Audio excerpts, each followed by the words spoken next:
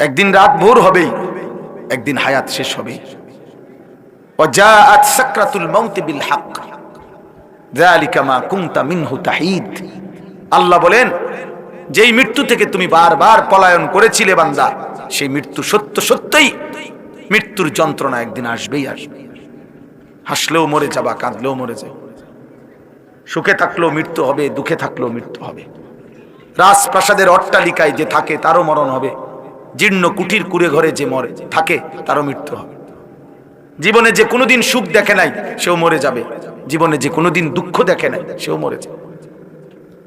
সেজদা দিতে দিতে কেউ যদি আব্দুল কাদের জিলানিও হয় তারও মৃত্যু হবে। নাফরমানি করতে করতে কেউ যদি ফেরাউন নমরুদও হয় তারও মৃত্যু হবে, হবে না?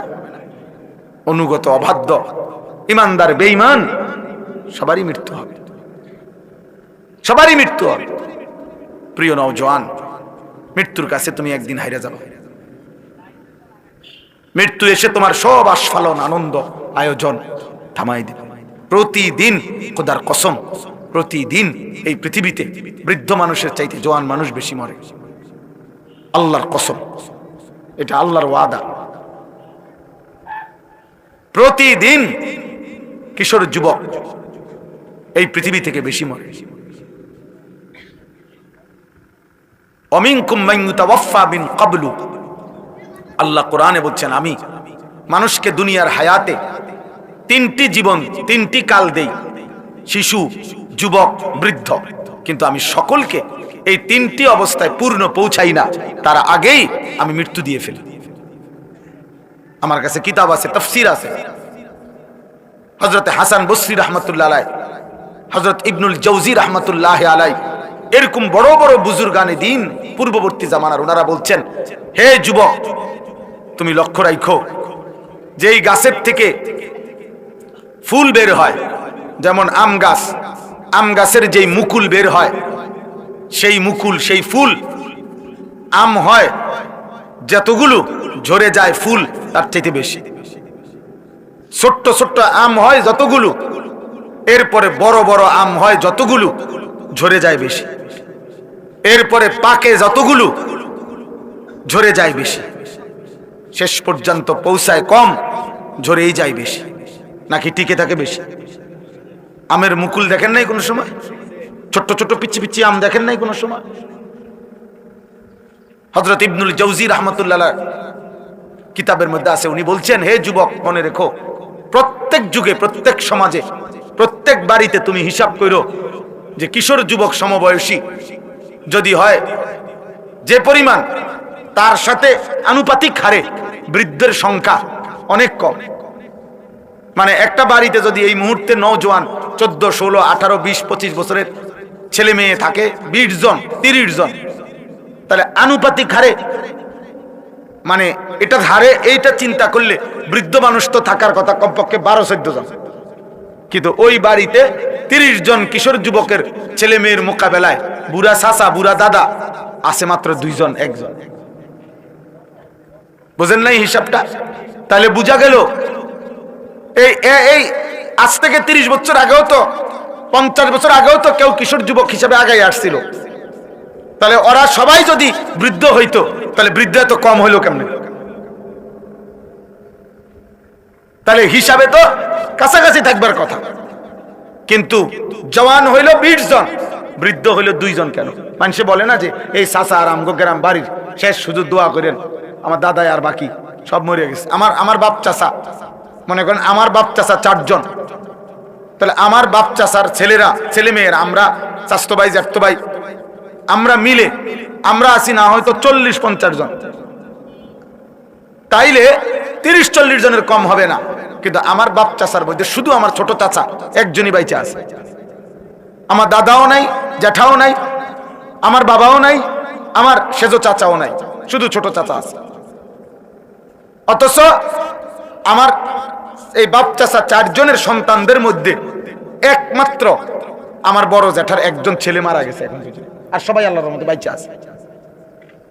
তাহলে ভাইয়া বুঝো, এটা বুঝতে চেষ্টা করো। কেউ যদি বুঝতে চাও, আর তোমার তামসা যদি তোমার কাছে পছন্দ হয় তো ঠিক আছে বাবা, কেউ কাউরে থামাইতেও পারে না, কেউ কাউরে পিছাইতেও পারে না, কিন্তু এটা ইনসাফ। যে আগামী 50 বছর পৌঁছতে পৌঁছতে তোমাদের বয়সী অধিকাংশ কবরে চলে যাবে। টিকবে, অনেকে বুড়া হবে অল্প, বুড়ো হবে অল্প, টিকে থাকবে অল্প, ঝরে যাবে বেশি। অমিনকুম মান ইউতাওয়াফা মিন ক্বাবলু। এই জন্য আজকেও একজন লোক, এটা আমি বুঝাইছি যে ভাই এটা ভাববেন না যে এখনো বয়স বাকি, না না। ওয়ালিতাবলুগু আজালাম মুসাম্মা, আল্লাহ বলেন আমি কিন্তু যাকে যখনই মৃত্যু দেই আমি কিন্তু তার হায়াত পূর্ণ করেই মৃত্যু দিই। অল্প বয়সে আমি কাউকে মৃত্যু দেই না, অকালে কাউকে মৃত্যু দেই না। প্রত্যেককে আমি আল্লাহর পক্ষ থেকে নির্ধারিত, আমি আল্লাহ তাকদীরে সৃষ্টির আগেই আল্লাহ তাআলা লিখে রাখছেন, তো আমি ওইটা সময় পূর্ণ করেই মৃত্যু দেই। ওয়ালিতাবলুগু আজালাম মুসাম্মা, এই একটা শুরু হইছে আর কি। মন চাইছে যে যার কারণে কোনো বাধা নিষেধ না মানা, দোস্ত এটা জীবন না, এটা জিন্দেগি হইতে পারে না, এটা জীবন হইতে পারে না। এই জন্য আমি এটা কঠোর, আমি এই ব্যাপারে শক্ত যে আমার কথা হলো এরা আমাদের সন্তান, এরা আমাদের ছেলে, আমাদের ভাই, তাহলে এদেরকে ফিরাবে কে? এটা কি কোনো কথা হইলো যে একটা মুসলিম ছেলে ওর যা মন চায় ও তাই করবে, কেউ বাধা নিষেধ করতে পারবে না, বলতে পারবে না, বলবে না? এটা কি একটা পৃথিবী হইতে পারে? আপনাদের বিবেকে কি বলে? তাহলে ইসলাম মানবে কে, কোরআন মানবে কে, আল্লাহর দ্বীন কার জন্য? নওজোয়ান ভাই তোমরাই বল, এই 30 পারা কোরআন তাহলে কার জন্য নাজিল হলো? নবী সাল্লাল্লাহু আলাইহি ওয়াসাল্লাম 23টা বছর তাহলে কাকে বললেন, কি জন্য বললেন? এক ওয়াক্ত নামাজ মুসলিম পরিচয় দেওয়ার পরও যদি তোমার পড়তে মন না চায় তো এই নামাজ কার জন্য ফরজ হলো? হালাল হারাম যদি কোনোভাবেই মানতে মনে না চায় আল্লাহর বিধান, তো এই কোরআনের বিধান কার জন্য? তাইলে আল্লাহর বিধান তাহলে কার জন্য? ইনসাফ করেন সবাই, সবাই মিলে, জওয়ান বুড়া মুরব্বীরা শ্রেণীয়া বয়স্করা, আপনারা আপনাদের সন্তান নাতি নাতনিদেরকে ওদের হাতে ছেড়ে দিয়েছে, আর ওরাও মুক্তি পাইয়া, স্বাধীন পাইয়া ওরা ভাবতেছে আমার মা বাবা, অভিভাবক, আমার দাদা দাদি, আমার বংশের কেউ মুরব্বী আমার মাথার উপরে কেউ তো আমারে ডাক দেয় না, মানা করে না, আমি যা মন চাই তাই করতে পারতেছি। আমার বাপ, আমার ভাই, এটা তো জীবন না, এর তো শেষ আছে, সবকিছুরই শেষ আছে, সব পাগলামিরই শেষ আছে, সব মাতলামিরই শেষ আছে। এই মোবাইলেরও তো চার্জ শেষ হয়, মোবাইলেরও যেহেতু চার্জ শেষ হয়, হায়াতের চার্জও তো শেষ হবে।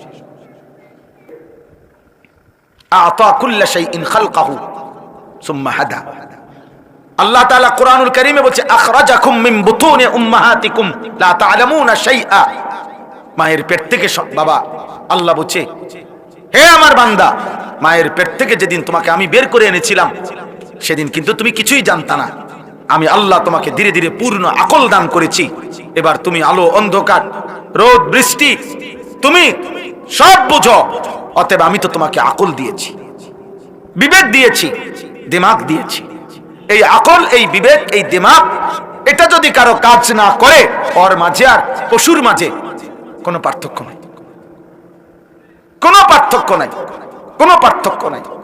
আমার বাপ, এতগুলো নওজোয়ান ছেলে তোমরা আল্লাহকে সাক্ষী রেখা যদি মুসলমান মায়ের ঘরে জন্ম নিয়ে থাকো, কোন পবিত্র মায়ের 2 বছর দুধ পান করে থাকো, তো বলো তো ভাই, যে মা তোমারে 2 বছর দুধ পান করাইছিলেন সে মা কত লক্ষবার তোমারে গালে মুখে জড়ায়া ধরা চুমু খাইছিলেন, আদর করেছিলেন। যে বাবা 6 বছর পর্যন্ত তোমাকে ধীরে ধীরে তিল তিল করে আদর সোহাগ করে লালন পালন করেছিলেন, সেই বাবা কত হাজারবার তোমার মাথায় হাত বুলাইছে। যখনই কোনো আলেমকে পাইছে তখনই বলছে হুজুর আমার ছেলেটার জন্য দোয়া করেন, একটু মাথায় মুছে দেন, আদর করে দেন, দোয়া করে দেন, আল্লাহ যেন মানুষ বানায়। মায়ের কত স্বপ্ন ছিল, বাবার কত স্বপ্ন ছিল, আত্মীয় স্বজন আসছে, ফুফুর কোলে দিছে, ফুফার কোলে তুলে দিছে, দাদার কোলে তুলে দিছে। আজকে আমি এক বাসায় এশার নামাজের পরে খানা খাইছি অল্প সময়, এই সময় দেখছি ওই বেচারার 2টা নাতনি, সে পুরাটা সময় দাদারে ব্যস্ত করে রাখছে, ওনারে, আর উনি একবার এটারে আদর করে, একবার ওইটারে আদর করে। তাইলে আমার ইনসাফের কথা হইল ভাই, যদি কোনো একটা ছেলেও ভাবো, আমি নির্বাচনে দাঁড়াইছি না যে আমার সবার ভোট দরকার, আমি কোনো প্রার্থী না, আমার কোনো মার্কা নাই, আমি নির্বাচনের জনসভায় আসি নাই, অতএব কোন এক আল্লাহর বান্দার কলিজায়ও যদি বিবেক জাগে আমার যথেষ্ট। কসম আল্লাহ, আমি শুধু এতটুকু জানতে চাই, একটা নওজোয়ান, হে কিশোর, আজকের সারাদিনে যারা এক ওয়াক্ত নামাজ পড়লা না, তোমার মায়ের পবিত্র সেই 2 বছরের দুধ আর তোমার মায়ের বুকে ধারণ, গর্ভে ধারণ আদর সোহাগ, মায়ের কি এই স্বপ্ন ছিল যে তুমি 16 বছর বয়সে দিন রাত উলঙ্গ ছবি দেখবা, নারী দেখবা, নর্তকী দেখবা, জিনা ব্যভিচারের দৃশ্য দেখবা, আর হারাম অসৎ কাজে, অসৎ চরিত্রহীন লম্পট বন্ধুদের আড্ডায় এমন সুন্দর রাত দিন হায়াত শেষ করে দিবা? এই ছিল মায়ের স্বপ্ন, এই ছিল বাবার আদর।